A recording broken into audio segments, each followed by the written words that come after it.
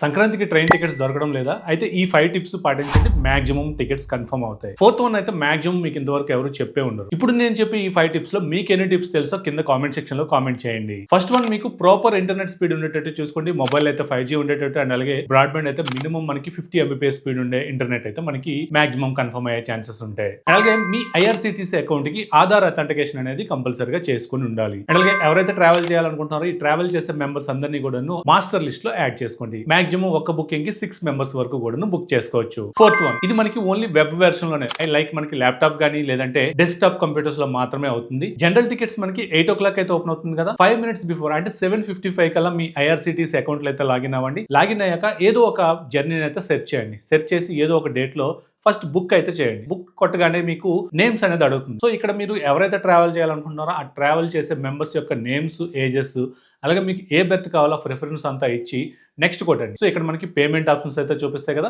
ఇక్కడ మీరు ఏం చేస్తారంటే హోమ్ పేజ్కి వచ్చేయండి. హోమ్ పేజ్కి వచ్చేసాక మీకు ఎగ్జాక్ట్ గా 8 o'clock ఎప్పుడు అవుతుందో అప్పుడు కనుక మీరు సెట్ చేసినట్లయితే మీ బుకింగ్ చేసేటప్పుడు నేమ్స్ అనేవి ఆటోమేటిక్ గా అక్కడ యాడ్ అయి ఉంటాయి. మీరు మాన్యువల్ గా నేమ్స్ అయితే యాడ్ చేయాల్సిన అవసరం ఉండదు. ఆల్రెడీ మీరు ఎన్ని నేమ్స్ ఇస్తారు, 1 నేమ్ గానీ లేదంటే 6 నేమ్స్ గానీ, అన్ని నేమ్స్ కూడా అక్కడ యాడ్ అయి ఉంటాయి. దీని వల్ల మీ టికెట్ బుకింగ్ అనేది చాలా తొందరగా అయ్యే అవకాశం ఉంటుంది. అండ్ అలాగే పేమెంట్ ఆప్షన్ మాక్సిమం మీరు ఐఆర్సిటిసి వ్యాలెట్ లోనే మాత్రమే చేసే ప్రయత్నం అయితే చేయండి. సో ఈ టిప్స్ కనుక పాటించినట్లయితే మీ టికెట్స్ చాలా తొందరగా కన్ఫర్మ్ అయ్యే అవకాశం ఉంటుంది. ఇందులో మీకు ఎన్ని టిప్స్ తెలుసు లేదంటే ఏ టిప్ మీకు యూస్ఫుల్ అయింది అనేది కింద కామెంట్ సెక్షన్ లో కామెంట్ చేయండి. ఇట్లాంటి యూస్ఫుల్ కంటెంట్ కోసం మన ఛానల్స్ ని ఫాలో చేయండి.